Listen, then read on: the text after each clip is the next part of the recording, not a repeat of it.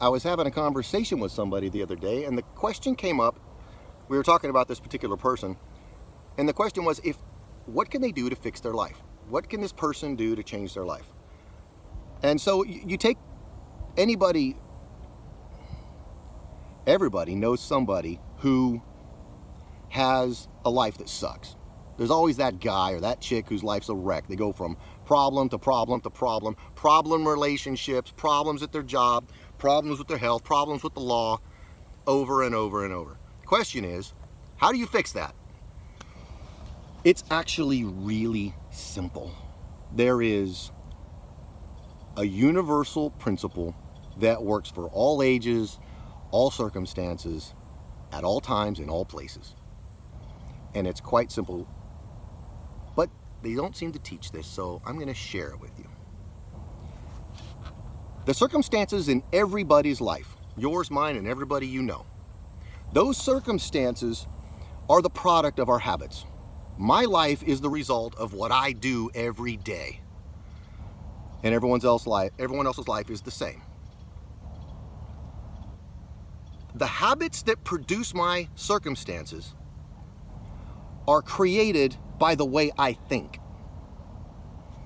Thoughts crystallize into habits, and habits solidify into circumstances.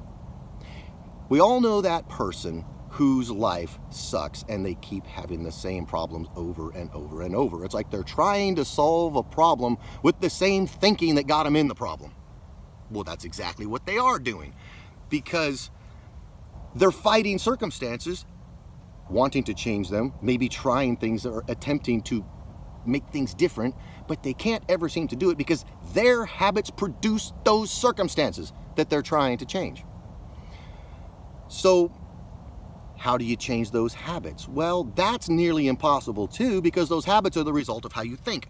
You have to change your beliefs and your thoughts. If you always think it's okay to eat Twinkies and Pop-Tarts, and it's okay to sleep in every day, and it's okay to never work out, and it's okay to buy fast food all the time,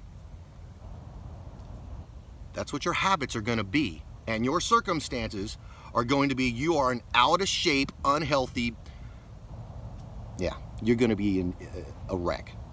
And your health's going to suck, and you're probably going to be obese.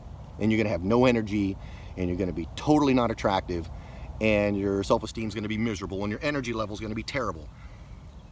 Well, why are your circumstances so bad? How can you change that? Well, I need to start eating better, but you never seem to do it because you still believe that you can eat Twinkies and Ho-Hos and Pop-Tarts and fast food. You have to back up. Change what you believe about that. As soon as you realize that's poison and I can never eat that again, then your habits will change automatically. And then your circumstances will change automatically. So if you know anybody who's trying to change their life in some way, just ask them, well, what are the habits and activities that you participate in that are producing those results? What are the relationship dynamics that are producing these results?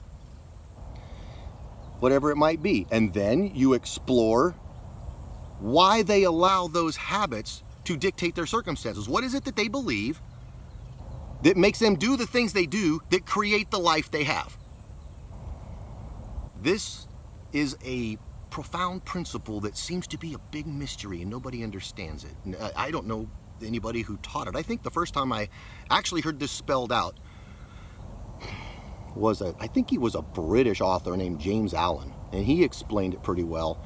W. Clement Stone wrote a book, I forgot what it was, Think and Grow Rich or something maybe, I don't remember. No, that was Napoleon Hill, I can't remember. But some people touch on this, and when I heard it, it made a lot of sense. Okay, think about this. This is related. A person's mind is like a garden. If you've ever tried to grow a garden, or a garden box, or even a small, like an orchard, you have to realize you have to take care of what you're trying to grow. And so if you keep it healthy and weed it all the time, you're going to get what you want out of the garden. But If you let weeds grow wild and drop seeds all over the place, they're going to grow similar stuff, and pretty soon the whole garden's going to be ruined because of all the weeds. Your mind is the same way. If you think constantly about selfish, immoral, unethical thoughts, they're going to produce similar thoughts, and pretty soon your life is going to be moving in that direction. Guess what kind of results that's going to produce? A problem-filled life. If you're the type of person who analyzes things and you try to be accurate with your observations and really try to understand what you see happening around you, and you focus on ethical things and moral things and noble things, chaste things, your mind is going to cultivate more of those types of thoughts. And if you just keep the weeds out of the garden, you're going to have a mind that produces good habits, that produces good results, and you'll have a better life.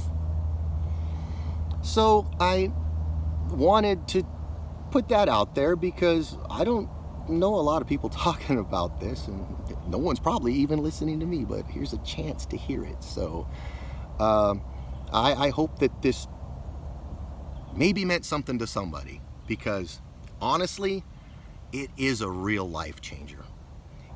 If you want to change your life, back up before your habits all the way to your thoughts. Change or analyze what it is you believe that allows you to conduct yourself and have the habits you have that produces the life you have now. And you change your thoughts radically, your life will transform overnight, because your habits will change, and the results of everything you do will completely shift. That's all I had to say. I hope somebody finds this useful. I'll talk to you soon. Have a great day.